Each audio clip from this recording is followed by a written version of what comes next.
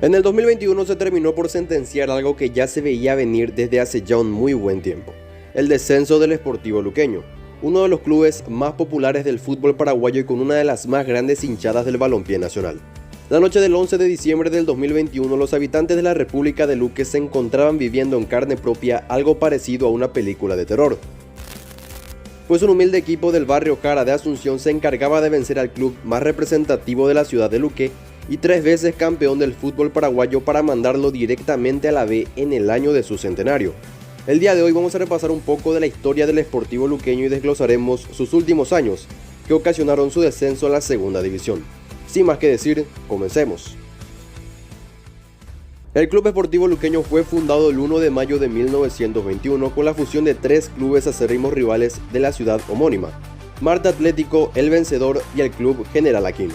Comenzó a disputar la segunda división en ese mismo año y tan solo 3 años después ya se consagró campeona de la misma, obteniendo el derecho de ascender a la División de Honor, conocida hoy en día como la Primera División, cosechando sus primeros 2 títulos de liga en los años 1951 y 1953.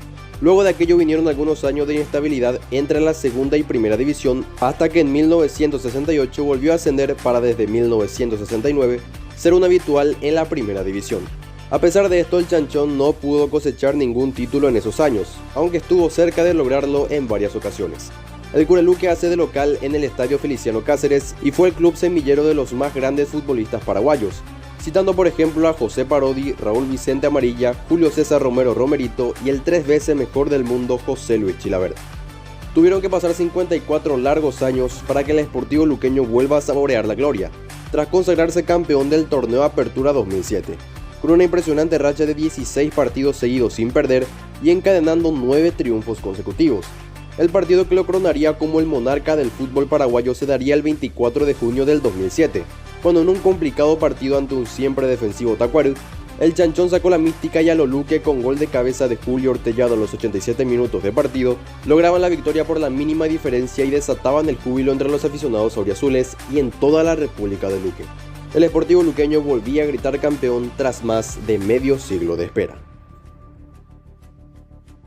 Este hecho fue una de las últimas grandes campañas del equipo azul y oro, puesto que a partir de este punto el equipo se fue a pique y esta situación nunca pudo ser revertida.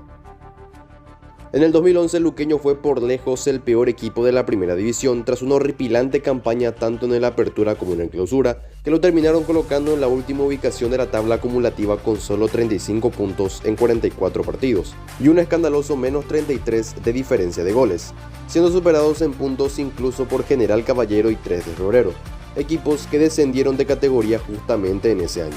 El Chanchón fue salvado de milagro por el bendito promedio que lo ubicó en la 10ª colocación.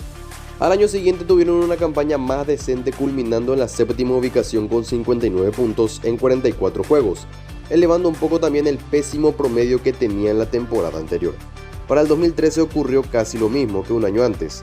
Hicieron una campaña aceptable entre comillas, esta vez finalizando en el puesto 8 de la tabla acumulativa anual con 54 puntos y siempre siendo acechados por el promedio. El 2014 será sin dudas la mejor campaña auriazul en cuanto a torneo casero se refiere, que resaltaremos en este video, puesto que fue su mejor actuación en toda la década, terminando quinto en la tabla general anual con una impresionante marca de 63 puntos, posición que le valió para clasificar por primera vez a la Copa Sudamericana. El 2015 fue un gran año para los de la ciudad de Luque, puesto que en su primera incursión en la otra mitad de la gloria llegaron hasta las semifinales de dicha competición.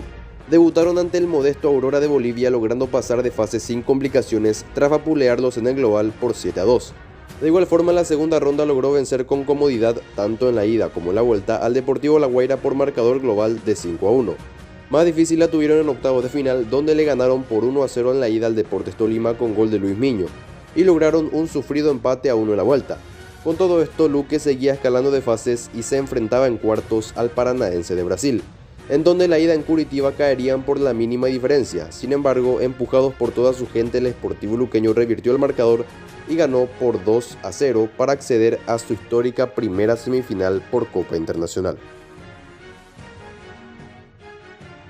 Lastimosamente, el sueño luqueño terminó por diluirse en esta fase, ya que con el empate a 1 en Luque y el empate a 0 en Colombia, El Santa Fe, quien a la postre sería el campeón, pasaba por gol de visitante e imposibilitaba a Luque llegar a su primera final internacional.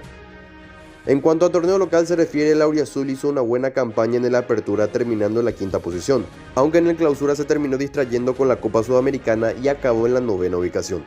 Esto no influyó para que digan presente nuevamente en la Sudamericana del siguiente año. En este certamen pasarían de ronda imponiéndose por gol de visitante al Peñarol de Uruguay, pero no pudieron contra Independiente de Medellín de Colombia, eliminándose prematuramente en 16avos de final.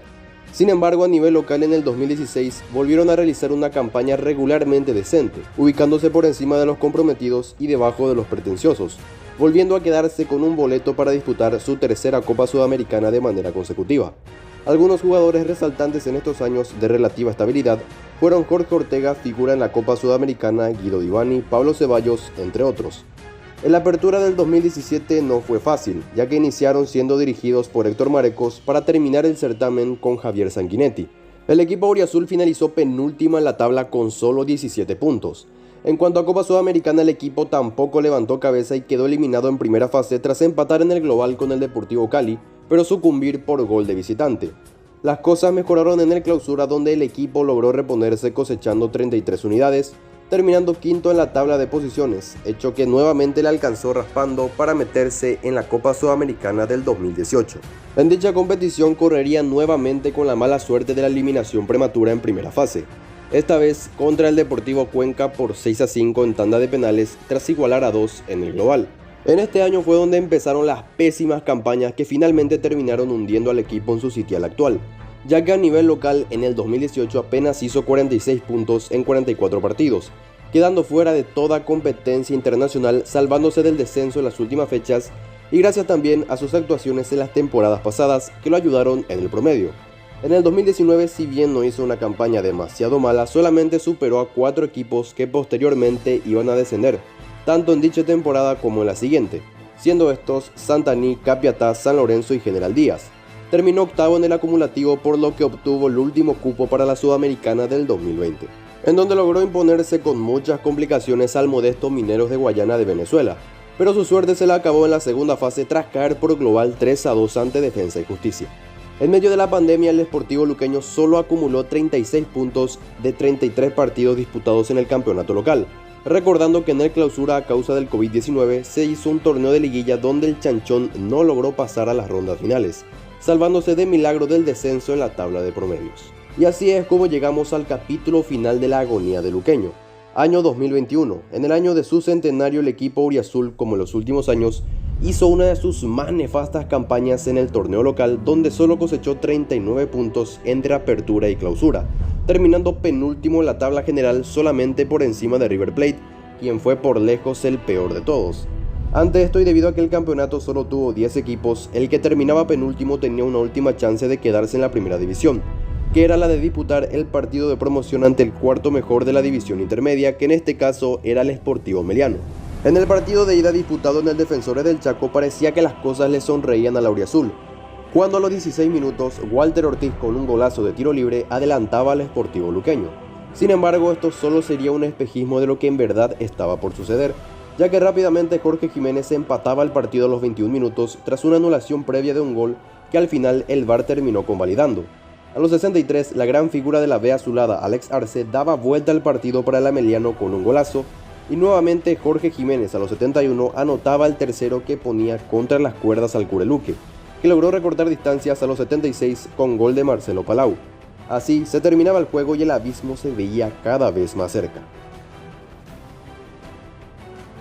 Días antes de la disputa del partido de vuelta, tanto jugadores luqueños como dirigentes recibieron una durísima amenaza por parte de hinchas, que dejaron inscripciones por la muralla del Feliciano Cáceres. El mensaje era claro: ganen o se mueren.